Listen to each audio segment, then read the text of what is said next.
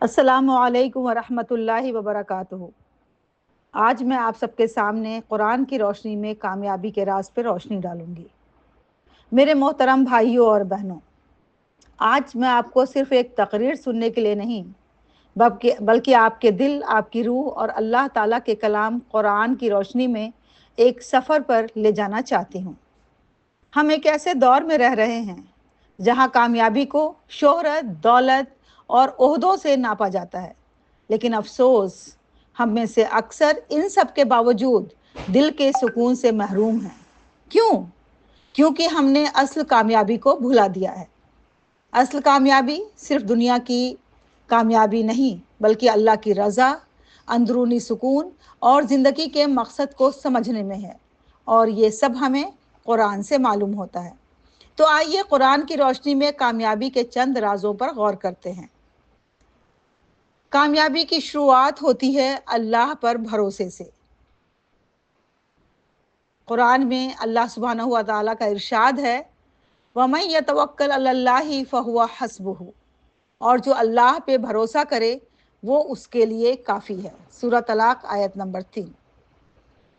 ہم کوشش تو کرتے ہیں، منصوبے بھی بناتے ہیں، لیکن اکثر اللہ پر یقین ہمارا کمزور ہوتا ہے، اور اس وجہ سے ہماری کوششیں برابر نہیں ہو پاتی۔ یاد رکھیں، کوشش ہماری ذمہ داری ہے، لیکن نتیجہ اللہ کے ہاتھ میں ہے۔ اب آئیے یہاں پہ ہم تھوڑا سا وقفہ لیتے ہیں اور ہم اپنے آپ سے یہ سوال کرتے ہیں کہ ایسا کون سا موقع تھا جب آپ نے اللہ پہ بھروسہ کیا اور اللہ نے آپ کو حیران کن طریقے سے نوازا۔ ہر کوئی اپنا تجربہ مختصراً ریکال کرنے کی کوشش کریں، یا پھر کون سا ایسا منصوبہ تھا جو آپ نے بنایا لیکن آپ اس میں کامیاب نہیں ہو پائے، اور اپنا جائزہ لے کے یہ سوچیں کہ کہیں ایسا تو نہیں کہ اس منصوبے کو بناتے وقت ہمارا بھروسہ اللہ پہ کمزور تھا۔ بہت بہت شکریہ آپ کے تجزیہ کا۔ امید ہے کہ آپ کو جواب مل گیا ہوگا کہ جب ہم اللہ پہ پورا بھروسہ کرتے ہیں تو اللہ ہمیں حیران کن طریقے سے نوازتا ہے۔ اب دوسرا کامیابی کا راز ہماری محنت میں ہے۔ ارشاد باری ہے، وَأَن لَيْسَ لِلْإِنسَانِ إِلَّا مَا سَعَىٰ، اور انسان کے لیے وہی کچھ ہے جس کی وہ کوشش کرتا ہے۔ سورہ نجم آیت 39۔ قرآن ہمیں سکھاتا ہے کہ ہم صرف خواہش سے کچھ نہیں حاصل کر سکتے، محنت شرط ہے۔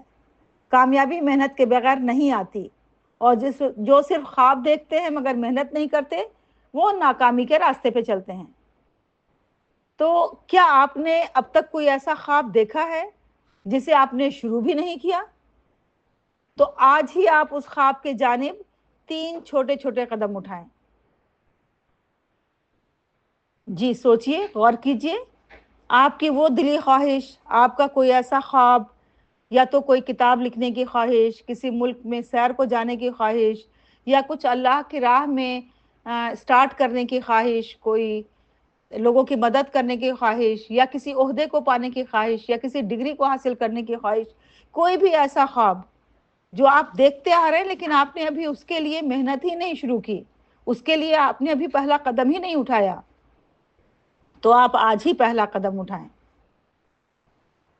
جب آپ پہلا قدم اٹھاتے ہیں تو اللہ آپ کی پوری بھرپور مدد کرتا ہے کہ آپ کے دوسرے، تیسرے اور چوتھے قدم میں بھی کامیابی عطا کرے۔ اب ہم غور کرتے ہیں کامیابی کے تیسرے راز پہ۔ اللہ سبحانہ و تعالیٰ فرماتے ہیں، لَإِن شَكَرْتُمْ لَأَزِيدَنَّكُمْ، اگر تم شکر کرو گے تمہیں اور زیادہ دوں گا۔ سورہ ابراہیم آیت نمبر 7۔ شکر گزاری صرف الفاظ سے نہیں بلکہ نعمتوں کی قدر دل سے کرنے کا نام ہے، اور جب ہم شکر گزاری کرتے ہیں تو اللہ نعمتوں کو مزید بڑھاتا ہے، کیونکہ اکثر ہماری نظر صرف محرومیوں پہ رہتی ہے۔ ہم سوچتے ہیں کہ ہمیں یہ کیوں نہیں ملا، ہمیں وہ کیوں نہیں ملا، ہم کیوں اس سے محروم ہیں۔ لیکن جب ہم ان چیزوں کو دیکھیں جو اللہ نے ہمیں جن سے نوازا ہے تو ہم موجودہ نعمتوں کو تو شمار بھی نہیں کر سکتے، اور خود بخود زبان سے نکلے گا الحمدللہ۔ تو آئیے آج ہم اپنے اوپر یہ غور کریں کہ ہمارے آس پاس، ہمارے گرد و نواح میں وہ کون کون سی نعمتیں ہیں جن کا اب تک ہم نے نہ تو ذکر کیا نہ ہی شکر ادا کیا، اور آج ہم یہ محسوس کریں گے کہ ہمارے پورے ماحول میں ایک مثبت تبدیلی آ گئی ہے۔ ہمیں یہ معلوم ہوگا کہ ہم دنیا کے سب سے زیادہ خوش نصیب ترین انسان ہیں، کیونکہ ہم اتنی تمام نعمتوں سے فیضیاب ہو رہے ہیں جن کا ہم نے کبھی ذکر بھی نہیں کیا ہے۔ اور اب ہم غور کرتے ہیں چوتھے راز پہ۔ چوتھا راز ہے صبر۔ ان اللہ مع الصابرین، بے شک اللہ صبر کرنے والوں کے ساتھ ہے۔ سورہ بقرہ آیت 153۔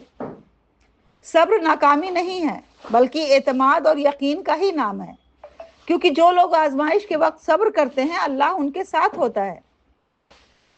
مثال کے طور پہ حضرت مریم علیہ السلام کی والدہ نے بیٹے کی دعا کی، لیکن اللہ نے انہیں حضرت مریم عطا فرمائی، جن کے بطن سے حضرت عیسیٰ علیہ السلام پیدا ہوئے۔ دعا رد نہیں ہوئی بلکہ خوبصورت انداز میں قبول ہوئی۔ تو ہماری زندگی میں وہ کون سا موقع تھا جس میں اللہ نے ہمیں صبر کا موقع عطا فرمایا، ہمیں اندر سے مضبوط بنایا، لیکن کبھی تو ہم اس میں کامیاب ہوئے اور بسا اوقات ہم اس میں ناکام رہے، ہم سے صبر نہیں ہو پایا۔ اگر صبر ہوا تو یقیناً یہ ہماری ایک اعلیٰ خصوصیت ہوگی، کیونکہ صبر کرنے سے اللہ تعالیٰ صبر کرنے والوں کے ساتھ ہوتا ہے۔ نماز اور صبر یہ دو چیزیں ایسی ہیں جو انسان کو کامیابی سے ہمکنار کرتی ہیں۔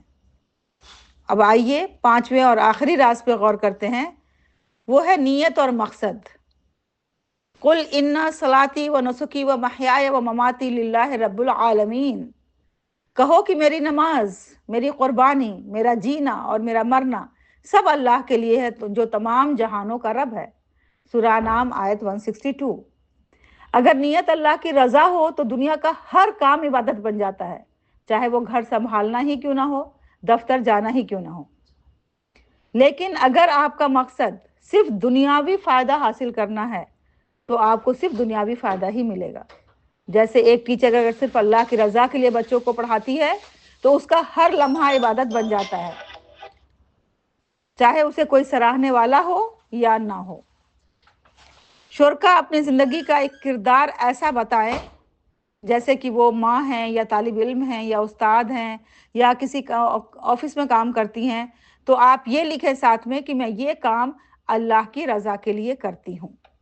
اور جب ہم ہر اپنے کام کے ساتھ یہ جملہ جوڑ دیں گے کہ یہ میں اللہ کی رضا کے لیے کرتی ہوں، تو یقیناً کامیابی ہمارے قدم چومے گی۔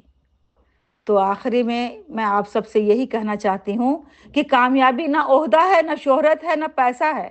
اصل کامیابی دل کا سکون ہے، نیت کی صفائی ہے، رب کی رضا ہے، اور موت کے بعد اللہ کا دیدار ہے۔ آئیے ہم دنیا کے پیمانوں سے ہٹ کر کامیابی کو اللہ کی نظر سے دیکھیں۔ یا اللہ ہمیں دنیا اور آخرت میں کامیابی عطا فرما، ہماری کوششوں کو قبول فرما، ہمارے دلوں کو شکر گزار، ہماری زبانوں کو سچا اور ہمارے اعمال کو خالص بنا دے۔ ہمیں ان لوگوں میں شامل فرما جن کے لیے قیامت کے دن اعلان ہو، یا ایھا النفس المطمئنہ ارجعی الی ربک راضیہ مرضیہ، اے اطمینان والی جان اپنے رب کی طرف لوٹ چل، وہ تجھ سے راضی، تو اس سے راضی۔ جزاکم اللہ خیرہ۔ آپ سب کا بہت بہت شکریہ کہ آپ نے اپنے دل کے کانوں سے میرے اس پیغام کو سنا۔ والسلام علیکم ورحمۃ اللہ وبرکاتہ۔